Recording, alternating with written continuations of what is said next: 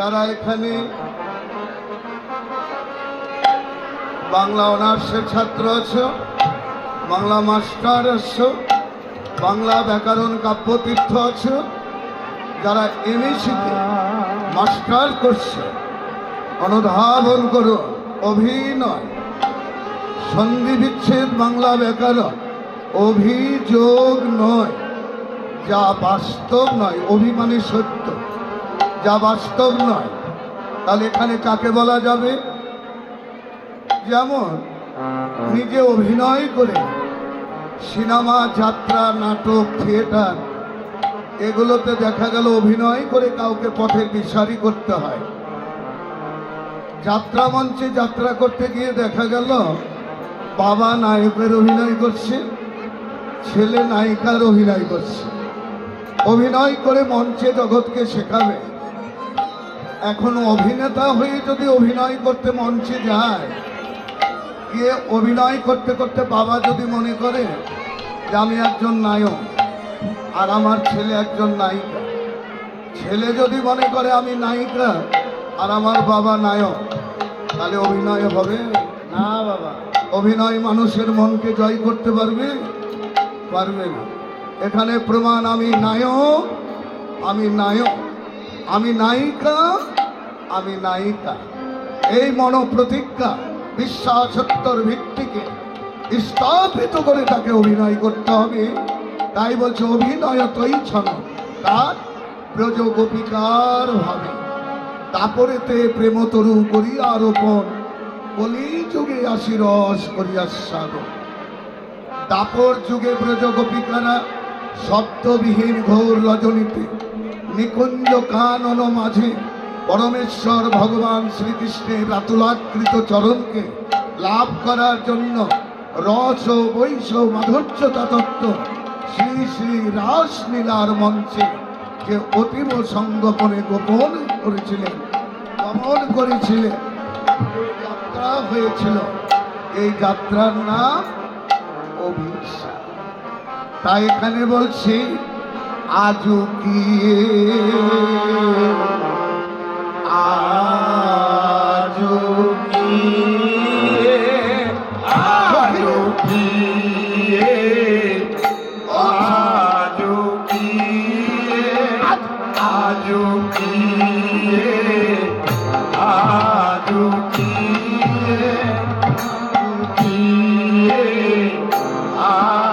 আজুকিয়ে নবদ্বীপ সাধয়া মোরি আজুকিয়ে আজুকিয়ে নবদ্বীপ সাধয়া মোরি আজুকিয়ে আজুকিয়ে নবদ্বীপ সাধয়া মোরি আজুকিয়ে আজুকিয়ে নবদ্বীপ আজুকিয়ে আজুকিয়ে।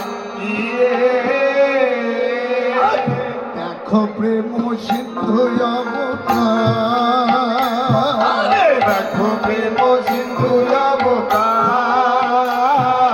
দেখো প্রেম সিন্ধু অবতার, দেখো প্রেম সিন্ধু অবতার। উদয় হয়েছে, উদয় হয়েছে, উদয় হয়েছে, উদয় হয়েছে। আজ নবদ্বীপে পূর্ণচন্দ্রে উদয় হয়েছে, আজ নবদ্বীপে পূর্ণচন্দ্রে উদয় হয়েছে। আজ দেখো প্রেম সিন্ধু অবতার, দেখো প্রেম সিন্ধু অবতার। তাহলে এখানে কাকে বলা হচ্ছে? যে পূর্ণমিক চাঁদ, গগনের পূর্ণিমা চাঁদ আমার শ্রী গৌরাঙ্গকে, তার অপূর্ব মূরতিকে, তার রূপকে যেন পূর্ণিমা চাঁদের সঙ্গে তুলনা করছে।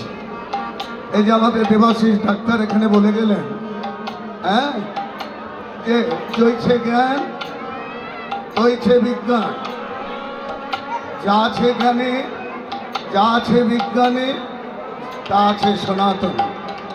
শ্রীকৃষ্ণের যত লীলা সর্বোত্তম নরনীলা নরবপু তাহার সব। এই যে শ্লোকটা দিয়ে গেছে চৈতন্য চরিতামৃতে, যা আছে বিশ্ব ব্রহ্মাণ্ডে তা আছে ক্ষুদ্র ভাণ্ডে। এখানে প্রমাণ করছেন, বিজ্ঞানের সঙ্গে সনাতন চ্যালেঞ্জ করছে। কিভাবে চ্যালেঞ্জ করছে? আকাশে একটা পূর্ণিমার চাঁদ তৈরি হতে 15টা তিথিকে যুক্ত হতে হয়। 15টা তিথি যদি যুক্ত না হয়, গগনে পূর্ণিমা চাঁদ হবে না। তিথিগুলা কারা? প্রতিপদ, দ্বিতীয়া, তৃতীয়া, চতুর্থী, পঞ্চমী, ষষ্ঠী, সপ্তমী, অষ্টমী, নবমী, দশমী, একাদশী, দ্বাদশী, ত্রয়োদশী, চতুর্দশী, পঞ্চমী।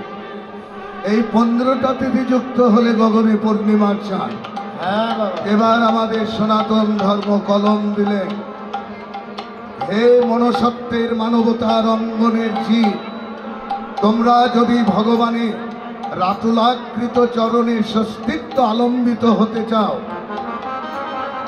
অন্ধকারের পাপ আবর্জনা দূরীভূত করে কৃষ্ণ নামামৃত প্রেমী ভগবানকে পেতে চাও, তাহলে এসো।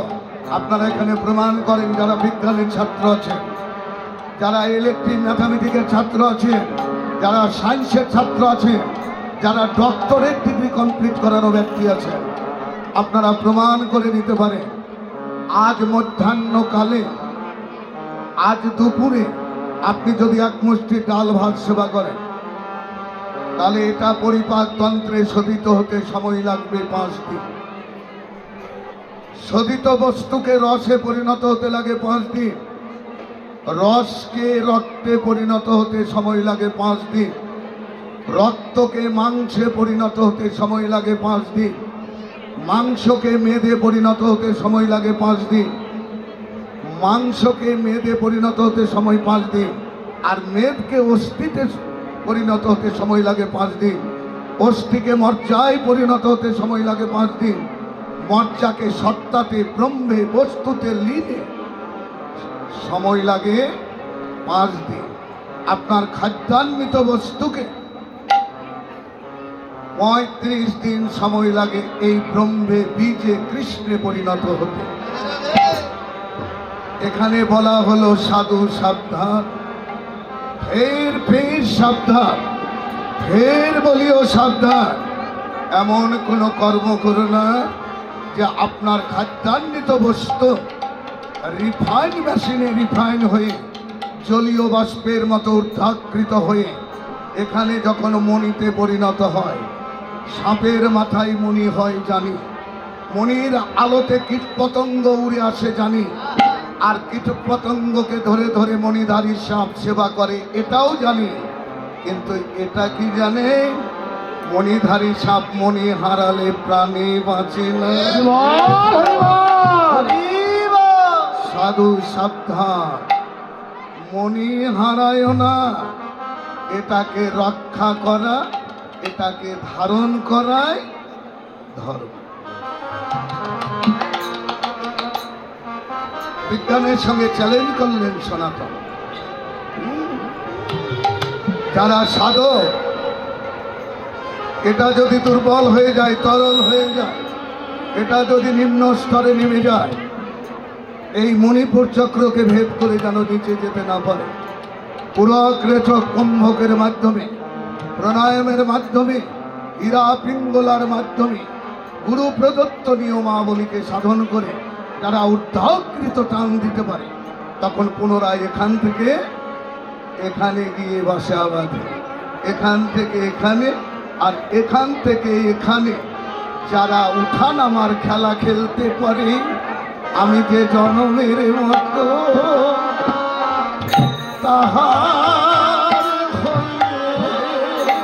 জনমের মতো তাহার হই রে, আমি যে জনমের মতো তাহারি হই রে, জনমের মতো তাহার হই রে, জনমের মতো তাহার হই রে, যে জনমের